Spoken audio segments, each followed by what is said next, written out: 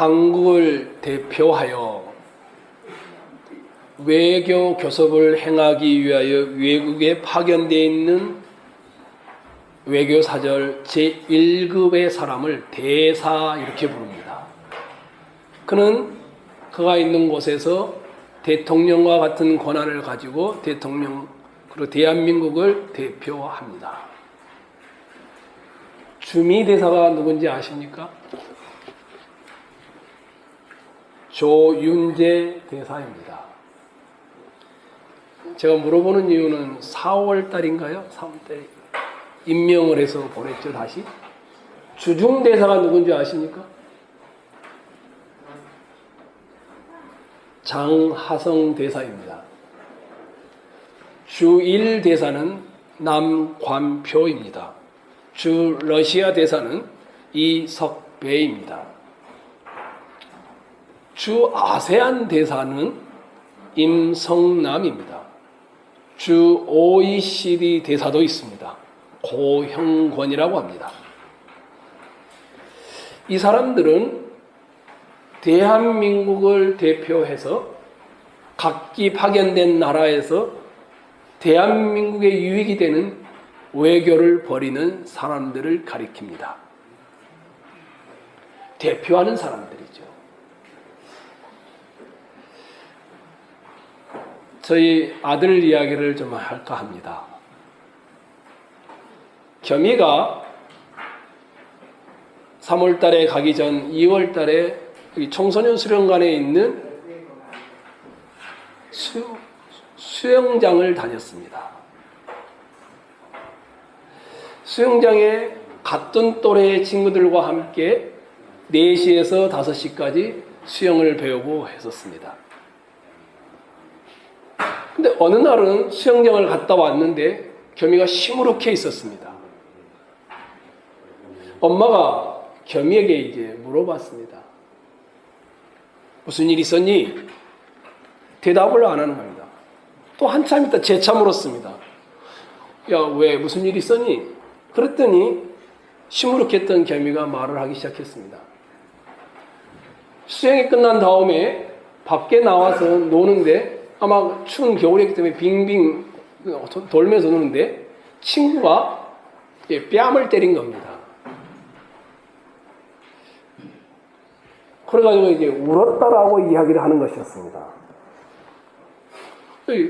왜 네가 잘못을 했니? 이제 이렇게 물어봤습니다. 아니랍니다. 같이 논 것도 아니고 혼자 빙빙 돌았는데 돌지 말라고 했는데 그냥 계속 돌았더니 친구가 뺨을 때린 겁니다. 그럼 너도 한 대 지어봤지. 제 아내가 이제 그렇게 말한 겁니다. 근데 그 녀석이 겸이보다 목이 하나가 작습니다. 힘으로 하면 겸이를 이길 수가 없을 텐데 겸이가 지어박지를 않았습니다. 그리고는 울고는 집에 와서 이제 투덜투덜 하는 것이었습니다. 왜? 한 대 지어박지? 그래도 아무 말도 안 하기에 그럼 엄마가 그 친구 엄마한테 전화할까? 이제 이렇게 물었어요. 안 된다고 합니다.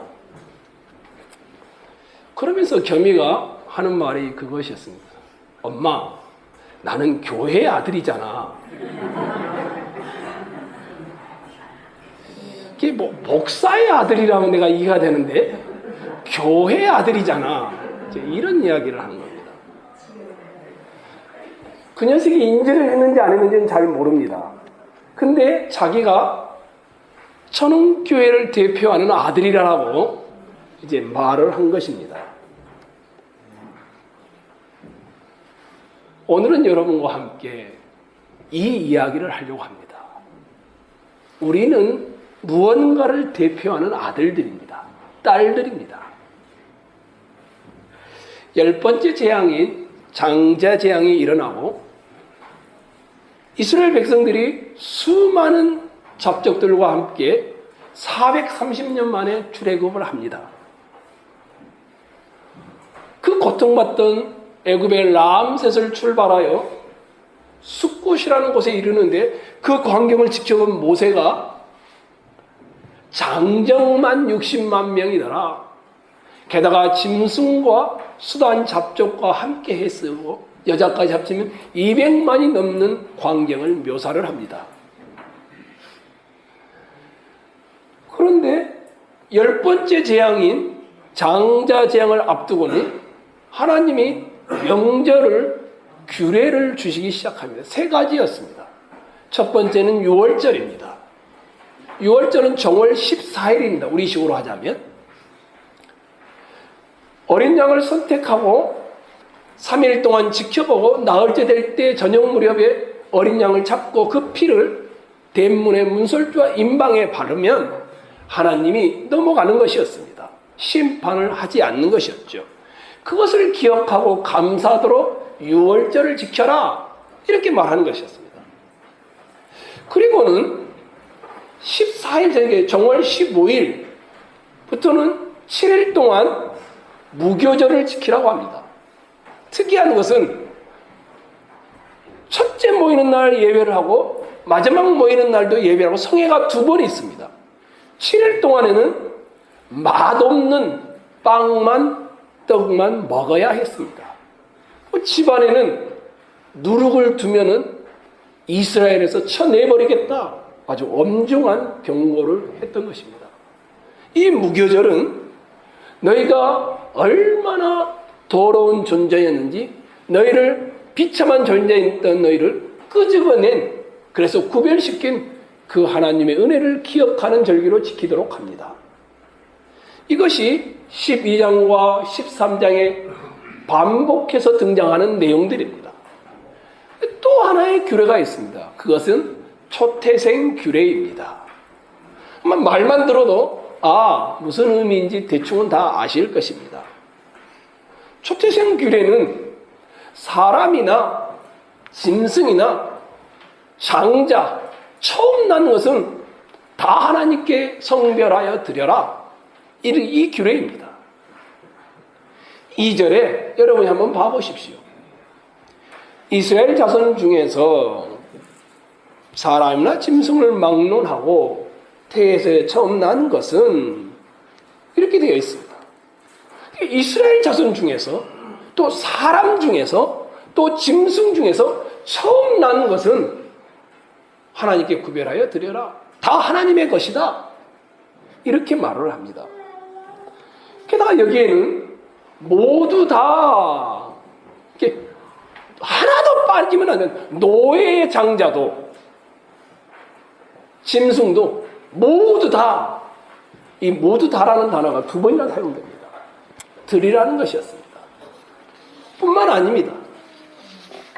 여기에 사용되고 있는 단어들이 대부분 다 남성형 수컷을 가리키는 데 사용되는 단어들입니다. 야, 암컷은 안 된다. 수컷을 하나님께 다 드려야 된다. 남자로 성으로 하면 남자를 드려야 한다. 이렇게 요구를 합니다. 여자가 더 열등하거나 암컷이 더 하등하다라는 의미가 아니었습니다.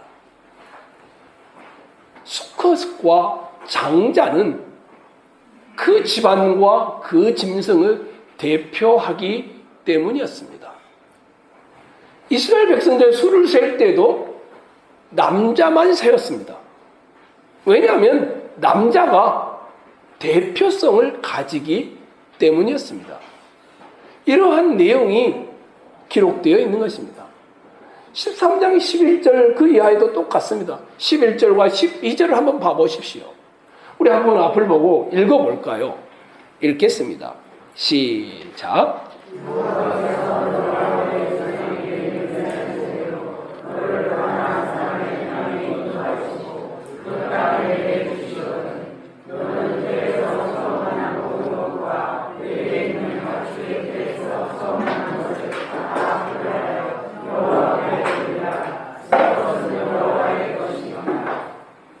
야, 가나안 땅에 들어가게 되거든 장자 또는 초태생 하나님께 구별해서 드려라. 이런 초태생 규례의 시기와 방법들을 말하고 있습니다. 근데 왜 우리가 처음 장자를 또는 초태생의 짐승을 드려야 하는가?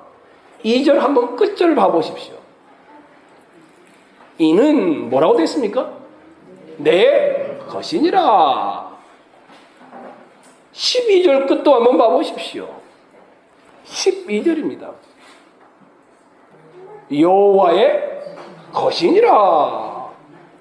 그러니까 처음 난 것들은 하나님께 구별하여 드려라. 왜냐하면 하나님의 것이다. 이렇게 말을 합니다. 예? 하나님의 것이라고요? 왜 하나님의 것인지를 설명을 합니다. 15절 봐보십시오. 그때에 바로가 완악하여 우리를 보내지 아니하며 여호와께서 애굽 나라 가운데 처음 난 모든 것은 사람의 장자로부터 가축의 처음 난 것까지 다 죽이셨으므로 태에서 처음 난 모든 수컷들은 내가 여호와께 제사를 드려서 내 아들 중에 모든 처음 난 자를 다 대속하리니. 이렇게 되어 있습니다.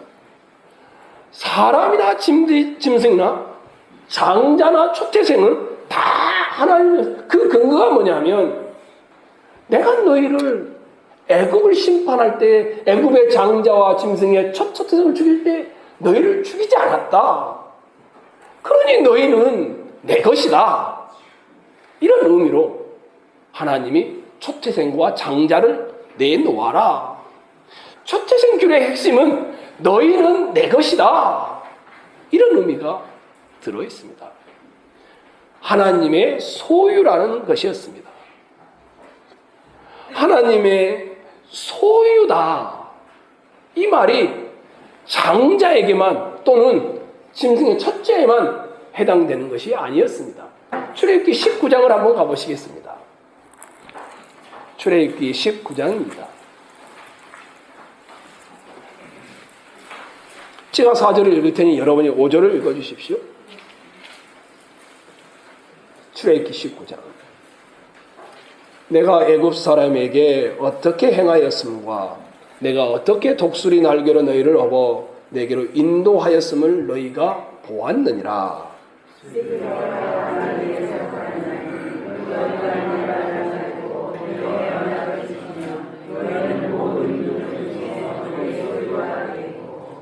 처음에는 장자만, 짐승의 첫 번째 태어난 것만 내 것이다 이렇게 했는데 19장에 와서 언약을 맺을 때 뭐라고 하냐면 내가 너희를 애굽에서 건져내지 않았느냐, 내가 너희를 인도하지 않느냐, 너희는 모든 민족 중에서 특별한 내 소유다.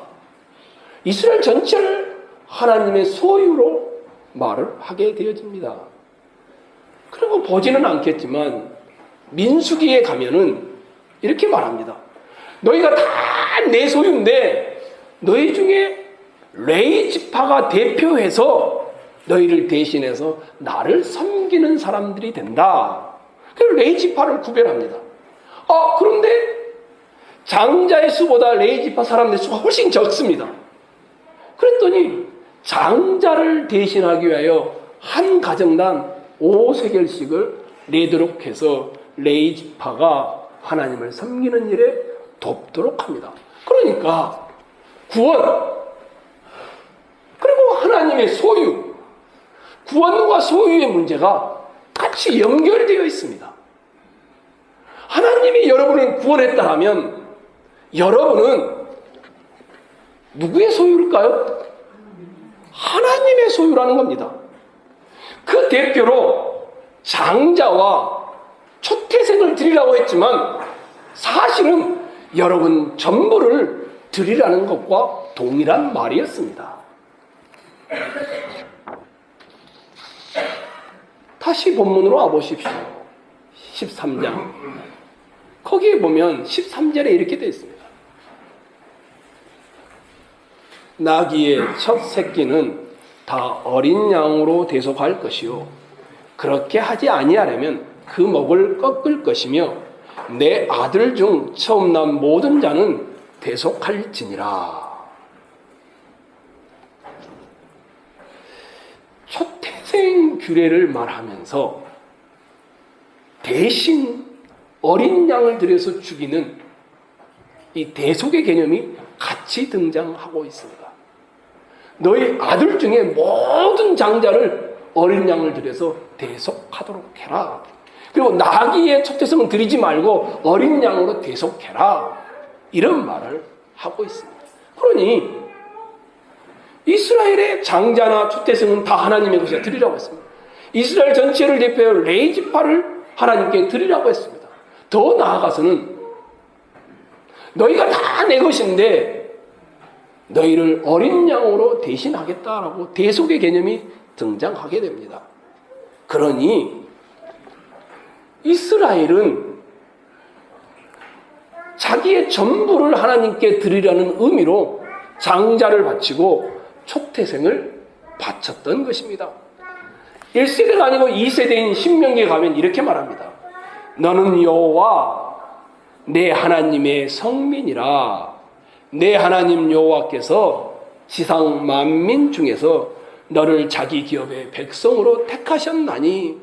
이 세대를 향해서 너희는 하나님의 특별한 백성이다.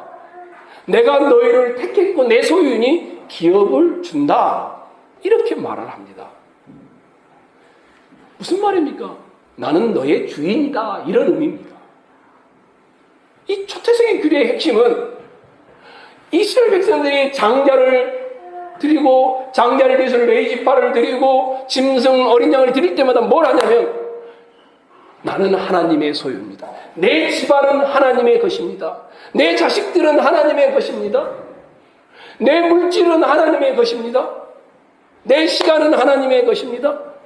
초태생 규례에 이 구원과 소유의 개념이 함께 들어있는 것이었습니다. 사상가인 에릭 프롬이라는 분이 이런 이야기를 했습니다. 현대인들은 소유함으로 그리고 그 소유를 소비함으로 자기를 증명하려고 한다. 모든 사회 악의 뿌리의 근원에는 소유하고자 하는 욕구 때문에 일어난다. 이런 말을 했습니다. 사실 그렇죠. 물질을 소유하고 싶은 욕심, 권력을, 일상생활에서의 탐욕, 음식, 폭력, 시기, 이 모든 것들의 출발이 뭔가를 소유하고 싶은 데서 오는 것 아니겠습니까? 인간들이 왜 싸웁니까? 왜 우리가 대립을 합니까? 더 많이 가지고 싶고 소유하고 싶은 데서 비롯되어집니다. 어디서 인간의 감정의 파괴가 일어납니까? 소유 욕구입니다. 에릭 프롬은 이렇게 말합니다. 사람이 소유 양식으로 벗어나 존재 양식으로 바뀌면 싸움이 일어나지 않을 것이다. 그리고 그것이 그리스도인들이다. 이렇게 말합니다. 그리스도인들은 무엇을 소유하느냐가 아니라 어떤 존재가 되었느냐 이것을 확인하기 그래서 그리스도인들이다. 이렇게 말하겠습니다. 이제 일주일 동안 살다 오셨잖아요. 그렇죠. 또 한 달 동안 살았었잖아요. 한번 봐보십시오. 여러분과 저를. 뭘 소유하려고 그렇게 몸부림쳤을까요? 아니, 무엇을 소유하기 위해서 살아오셨을까요? 자기가 뭘 가지고 있는지를 모르니까 다른 것들을 자꾸 채우려는 소유 욕구가 우리에게 일어나는 것입니다. 미국의 유명한 목사님입니다. 티모시 켈러라는 목사님입니다. 이분은 21세기에 가장 영향력 있는 미국 목사로 소문이 나 있습니다.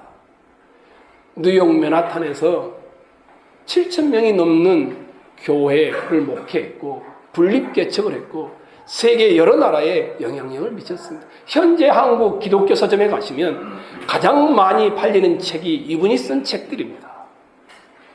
이분이 제가 직접 들었습니다. 대담을 하는 것이었습니다. 진행자가 이렇게 물어봅니다. 목사님, 당신의 후대 사람들에게 당신은 어떤 분으로 기억되기를 원하십니까? 이런 질문을 한 겁니다. 아니면 당신의 후대 사람들은 당신을 어떻게 기억하기를 원하십니까? 이렇게 물어보는 것이었습니다. 이 질문을 했던 이유는 당연하죠. 너무너무 유명한 목사님이었고 또 영향력이 있는 목사님이었기 때문이었습니다. 그런데 이 티모시 켈러가 누가복음을 인용하면서 자기가 뭘 하는지 설명합니다. 예수님이 제자들을 파송했죠. 제자들이 가서는 사역의 결과를 해서 보고를 합니다. 주님! 주님의 이름만 되면 귀신들이 쫓겨갑디다. 주님의 이름만 되면 귀신이 나가고 능력이 행사됩디다. 사단이 떨어진 것을 보았습니다. 제자들이 예수님께 이렇게 보고하자 예수님이 뭐라고 하냐면 나도 하늘에서 번개가 쳐서 사단이 떨어진 걸 나도 보았다. 그런 다음에 이렇게 말합니다. 귀신이 너에게 항복하는 것으로 기뻐하지 말고 너의 이름이 하늘에 기록된 것으로 기뻐해라. 이렇게 말을 합니다. 티모시 켈러가 이 말을 인용했습니다. 그러면서 이렇게 말합니다. 여러분, 이제 내 손자가 있는데 몇 년 지나지 않으면 할아버지 이름도 기억하지 못할 겁니다. 내 손자도 그럴 건데 잠시 있는 여러분의 기억이 얼마나 가겠습니까? 저는 관심 없습니다. 후대가 나를 어떻게 기록하는지. 그러면서 이분이 이렇게 말합니다. 저는 이미 가장 귀한 것을 소유했기 때문에 더 이상 다른 것을 소유하고 싶지 않습니다. 그분이 예수 그리스도라고 말합니다. 자기의 손자들도 자기가 떨치고 있는 그 명성도 금세 잊혀지고 추억되지도 않을 것이라는 걸 알았습니다.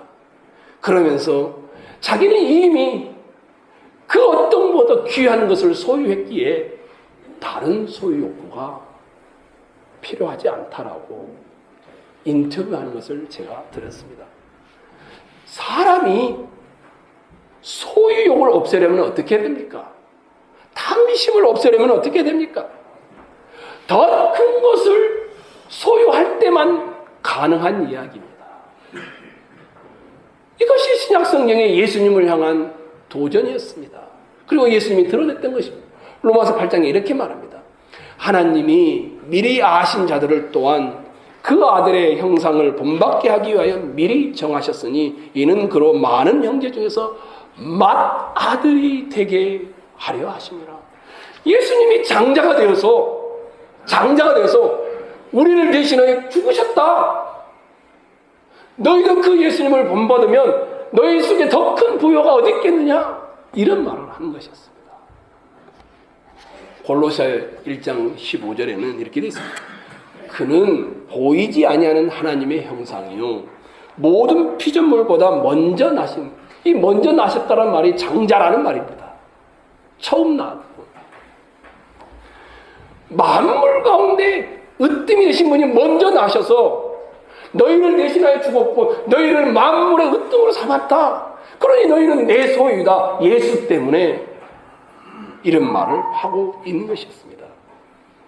맏아들이신 예수님께서 우리를 대신하여 죽으심으로 여러분과 저는 완전한 잊지 못할 소유물을 가지게 된 것이었습니다. 예수님의 피로 구속받아 하나님의 자녀가 된 우리들에 대하여 하나님은 당신의 소유권을 주장하십니다. 이스라엘 백성에 대한 하나님의 소유권이 하나님에게 소유권이 있었던 것처럼 우리에 대한 소유권도 마찬가지입니다. 그래서 여러분과 저를 향하여 오직 너희는 택하신 족속이요 왕같은 제사장들이요 거룩한 나라요 그의 소유된 백성이니 너희를 어두운 데서 불러내어 기이한 빛에 들어가게 하신 이유는 아름다운 덕을 선전하도록 하기 위함이다. 여러분과 저는 예수 그리스도를 통하여 하나님의 아주 특별한 소유물이 된 것입니다. 여러분과 저는 더 이상 소유하지 않아도 될 예수 그리스도라는 만물의 충만하신 분을 우리는 소유하고 있는 것입니다. 그래서 물어봐야 합니다. 여기 계신 여러분, 예수님을 소유하셨나요? 예수님을 소유하면 다른 소유욕이 일어나지 않습니다. 우리가 왜 11조를 드릴까요? 11조를 드리지 않으면 하나님이 벌 주시기 때문일까요? 아닙니다. 왜 우리가 11조를 감사함으로 자유롭게 드릴 수 있습니까? 자기 아들을 아끼지 아니하시고 우리 모든 사람을 내어주신 이가 어찌 그 아들과 함께 모든 것을 우리에게 주시지 아니하겠느냐? 만물의 흠집인 자기 아들을 주셨던 그분이 전부를 주셨는데, 그리고 내 전부가 주님의 것인데 우리는 10분의 1을 대표해서 제 전부를 드립니다. 이런 의미로 11조를 드리는 것입니다. 11조를 드려야 합니다. 드리되 내 전부를 드리는 심정으로 드리는 것입니다. 자기의 전부를 주님께 드릴 수 있는 것입니다. 누가 자기 인생을 주님께 드릴 수 있습니까? 하나님이 자기에게 전부를 주셨다는 것을 아는 사람만 가능하지 않겠습니까? 우리 주 예수 그리스도의 은혜를 너희가 알거니와 부요하신 이로써 너희를 위하여 가난하게 되심은 그의 가난함으로 말미암아 너희를 부자 되게 하려 하심이라. 예수 그리스도라는 만물의 뜸이 되는 부요를 누렸으니 예수님이 대신 우리 때문에 가난해지심으로, 그러니 우리가 주님께 우리의 인생을 드리는 것입니다. 혹시 이런 말을 아십니까? 플렉시테리안. 연세 드신 어르신들은 알지 못할 수 있습니다. 미국에서 지난 작년에죠, 한 해 동안 인기를 끌었던 단어입니다. 진짜 채식주의자들과는 달리 채식을 좋아하기는 하지만 고기도 먹는 사람들, 그래서 플렉시테리안, 이런 말이 등장하게 되었습니다. 이 사람들은 채식을 주로 먹는데 거기에다가 소세지라든지 고기 종류의 것들을 곁들여서 먹는 사람들입니다. 저는 이 단어를 보면서 우리 교회 안에 혹시나 하프 크리스찬이 있지 않을까, 이런 생각을 해보게 됩니다. 100% 그리스도인이 아니에요. 이렇게 말해도 될까요? 저 예수님 정말 좋아합니다. 하지만 가난한 자를 섬기고 싶지는 않습니다. 나 교회 다니는 거 좋습니다. 하지만 내 돈에 대해서 건들지 마십시오. 나 예수님 좋습니다. 하지만 내가 결혼 전에 순결을 해야 된다고 혼전 순결을 강요하지 마십시오. 나 예수님을 사랑하기는 하는데 내 인생은 내 것입니다. 간섭하지 마십시오. 이런 분들이 계실까봐 두렵습니다. 그분들은 스스로는 그리스도인이라고 말하겠지요. 예수님을 따른다고도 말하려는지 모릅니다. 하지만 자기가 신이 되어 있습니다. 여러분과 저는 누구인가요? 소비자는 무엇입니까? 쇼핑을 할 때 물건을 자기의 마음에 맞는 물건을 바구니에 담아서 돈을 주고 사는 사람을 소비자라고 합니다. 종교 소비자도 마찬가지입니다. 자기 생활에 필요할 때 그때 따라 선택하는 것입니다. 자기가 필요할 때 교회에 오면 되고, 자기가 필요할 때 기도하면 되고요, 자기가 필요할 때 자판기를 두드려서 하나님 도와주십시오. 하나님도 자기가 마음대로 조정하는 겁니다. 그리고 자기가 조정한 대로 안 되면은 하나님이 없다라고 치부해버립니다. 이게 종교 소비자입니다. 반면에 성경은 성도를 뭐라고 부릅니까? 소비자라고 하지 않습니다. 성경은 성도를 종이라고 부릅니다. 종은 뭡니까? 종은 자기에게서 권리를 행사하지 않습니다. 자기에게서 책임도 행사하지 않습니다. 종은 항상 주인이 원하는 대로만 합니다. 그래서 사도들이 항상 자기를 소개할 때 1장에 가시면 사도 베드로도 마찬가지죠. 자신을 예수님의 친구라고 소개한 적이 한 번도 없습니다. 예수님이 현장에 있었던 동역자라고 소개한 적도 없습니다. 오순절 설교할 때 3,000명, 5,000명이 회개하고 돌아왔다 이렇게 소개한 적도 없습니다. 뭐라고 하냐면 예수 그리스도의 종 시몬 베드로는 자기를 종이라고 소개합니다. 요한도 디모데도 유다도 다 같습니다. 심지어 예수님의 육신의 동생이었던 야고보는 어떻습니까? 자기 형님 아닙니까? 나의 형 예수 이렇게 소개하지 않았습니다. 하나님과 주 예수 그리스도의 종 야고보는 이렇게 소개합니다. 예수님을 주님이다 라고 부르는 것은 자기 자신을 소비자가 아니라 예수 그리스도의 종이다 이렇게 말하는 것과 같습니다. 예수님은 우리를 종교 소비자가 아니라 종으로 부르신 것이었습니다. 그래서 C.S. 루이스라는 기독교 철학자이며 사상가가 순전한 기독교라는 책에서 이런 이야기를 했습니다. 그리스도께서는 여러분과 저에게 이렇게 말씀합니다. 그분의 이야기입니다. 내게 전부를 주라. 너의 시간과 너의 돈과 너의 일의 일부는 필요가 없다. 나는 너의 전부를 원한다. 나는 너의 육신의 고문을 가하는 정도가 아니라 너를 죽이기 위해서 왔다. 미봉책은 전혀 없다. 여기저기를 가지치게 해봐야 소용없다. 내가 원하는 것은 나무 전체를 쓰러뜨려서 새로운 나무로 만드는 것이다.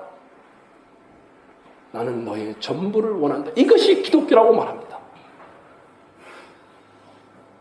예수님은 여러분과 저에게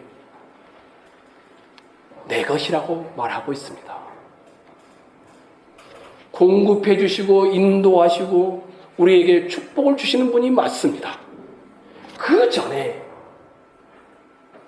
우리가 주님을 소유했다라면 다른 소유욕을 추구하지 않으며 우리가 주님을 소유했다라면 주님께 우리의 전부를 드리는 자로 있는 것입니다. 그래서 기독교의 슬로건은 매일 자기를 죽여라. 주님이 말했던 것입니다. 자기 십자가를 지고 나를 쫓아오라. 매일. 여기 계신 여러분, 주님이 여러분을 핏값으로 사셨음을 믿으시죠? 우리는 하나님을 위해 고귀한 그리스도의 핏값으로 하나님께 팔린 종이란 사실을 믿으시죠? 여러분과 저는 초태생 규례를 통하여 확인하게 되는 것이 한 가지 있습니다. 다 자기 가슴에 손을 얹고 이야기해 봅시다. 나는 하나님의 것이다. 여러분 가슴에 손을 얹고 한번 이야기해 봅시다. 나는 하나님의 것이다. 다른 소유가 필요 없습니다. 오히려 이제는 뺄셈의 인생을 살아가기를 힘쓰는 자들이 되십시오. 만물의 으뜸보다 더하신 분을 소유했으니 하늘 기업을 상속받을 후견인들이 되었으니 이제부터는 내가 가지고 있는 것들이 내 것이 아니기에 나누어주는 일을 위해 살아가는 여러분과 저의 삶이 되기를 간절히 소망합니다. 성도 여러분, 여러분은 하나님의 소유입니다. 하나님은 여러분을 위해 전부를 내놓았습니다. 여러분이 하나님께 전부를 내놓을 때에 여러분은 비로소 영적 자유와 기쁨을 맛보게 될 줄로 믿습니다.